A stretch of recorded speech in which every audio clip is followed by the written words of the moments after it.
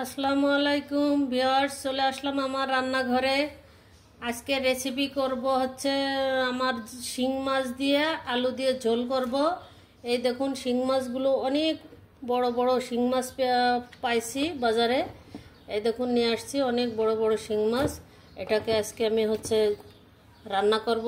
আপনারা কেমন আছেন সবাই, কে কোথা থেকে দেখছেন, সঙ্গেই থাকবেন। লাইক ফলো দিয়ে আমার পেজটাতে এগিয়ে নিয়ে যাবেন। এই যে কড়াইতে তেল দিয়ে দিয়েছি, এখন দিয়ে দিব আলুটাকে। এভাবে আলুটাকে দিয়ে দিলাম। আলুটাকে একটু নেড়ে ভেজে নেব। এটার মধ্যে দিয়ে দিব একটু পরিমাণ মতো লবণ, দিয়ে দিব একটু হলুদের গুঁড়া। এবার আলুটাকে একটু সুন্দর করে ভেজে নেব।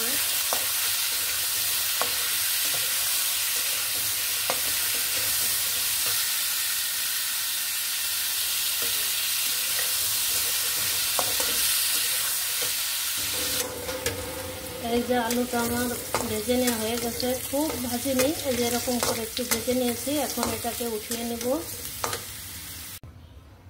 এই যে কড়াইতে দিয়ে দিব পরিমাণ মতো তেল, দিয়ে দিলাম তেলটাকে। এই যে তেলটাকে দিয়ে দিলাম।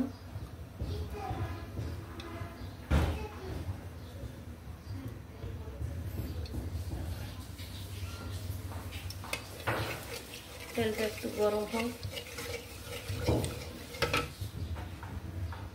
এখন দিয়ে দিব জিরে বাটা, আদা বাটা, রসুন বাটা, পেঁয়াজ বাটা একসঙ্গে।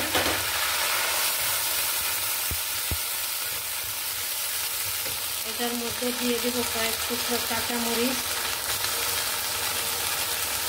দিয়ে দিব লবণ পরিমাণ মতো,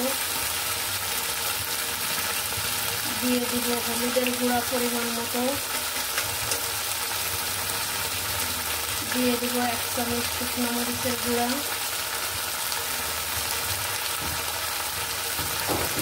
এবার এটাকে আমি সুন্দর করে কষিয়ে নেব।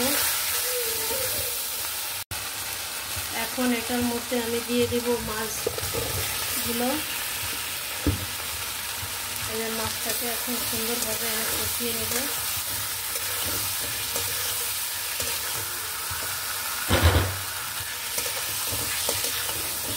মাছটাও আমার কষানো হয়ে যাবে, মশলাটাও কষানো হয়ে যাবে।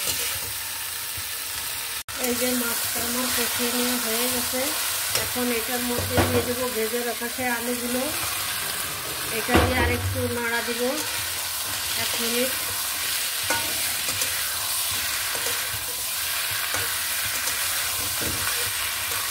এইভাবে নেড়ে নেব।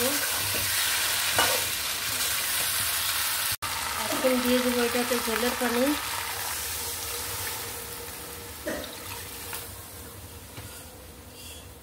এই যে মাছটা আমার রান্না হচ্ছে, এই যে আরো কিছুক্ষণ হবে। এই যে শিং মাছটা আমার রান্না শেষ।